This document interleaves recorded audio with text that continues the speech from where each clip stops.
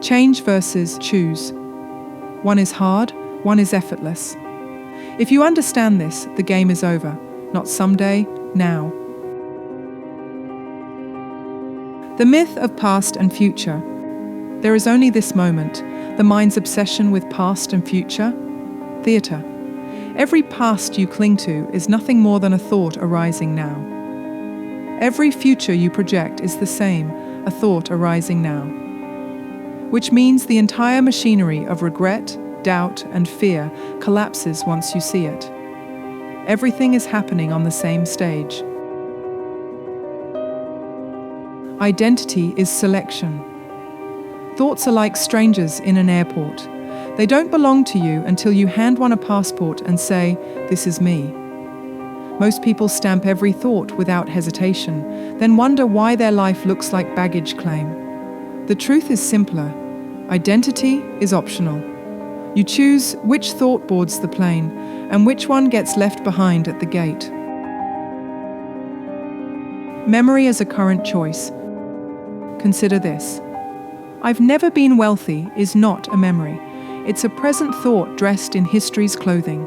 Shift it to, "I can't remember a time when I wasn't wealthy." In that instant, you're not rewriting a story, you're burning the old real.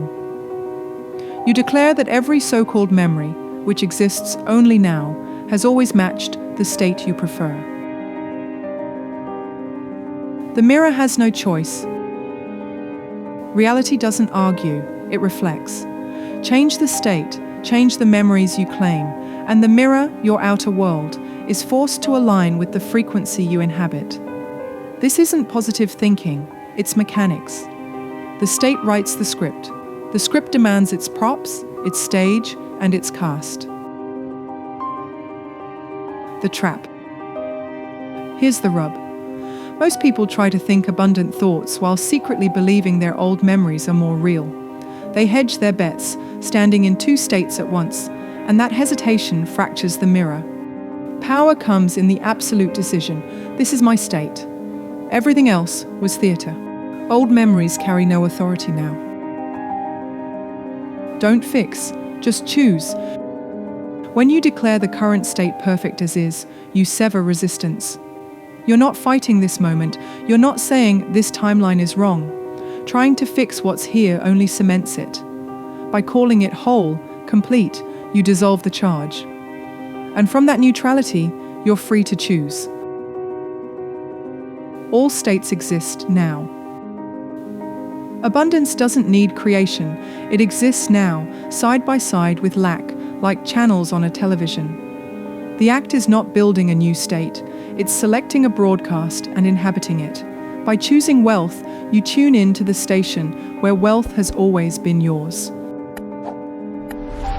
Be careful of saying, "Not yet." Avoid saying the words, "It's not here yet." Slip this phrase in and you smuggle in delay. Abundance becomes something coming tomorrow instead of something always here. This is cleaner. I have always been abundant. I can't remember a time when I wasn't. That phrasing burns the bridge to "not yet." The mirror responds. Once the choice is absolute, no second guessing, no hand on the old channel, the mirror must reflect the new selection. People confuse this with forcing reality. In truth, reality is just a neutral mirror. It shows you what you've chosen, nothing more, nothing less. The cause and the 3D echo. Occupy the state in imagination and you've already shifted. The so-called 3D is nothing but echo, bouncing back the frequency you hold. And echoes, by their nature, lag. You don't scold the echo for being late, you recognize it as proof the sound was made. Looking doesn't break the state.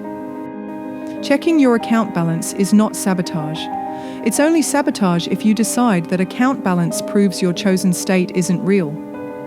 Noticing the delay is harmless. Interpreting it as truth will seem final. Look at it and say instead, "That's the old broadcast on its way out." Holding the state versus forcing the outcome. Holding your chosen state isn't wishful thinking, it's residence. You dwell in, I have always been wealthy, and the field has no choice but to harmonize. Forcing the 3D to change, panicking when it doesn't, that breaks the circuit. You're not waiting for proof. You're enjoying the state as truth while the world rearranges itself. Catch-up is natural. The lag in 3D, or the catch-up, is not failure. It's the natural delay of matter reconfiguring around consciousness. Consciousness moves instantly. Matter shuffles in its own time. The key is indifference. Stop staring at the 3D for validation, and it shifts faster.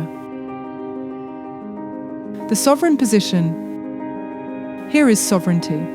What seems like low funds in my bank account is irrelevant. I know who I am.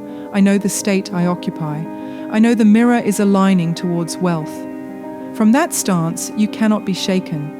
And paradoxically, it's the lack of need that accelerates the reflection. Final verdict. There are infinite versions of you in infinite timelines. If you don't prefer the one you've chosen currently, choose again. Don't try to change the current timeline.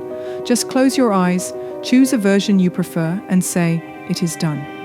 When you do this with certainty, the 3D has no choice but to obey.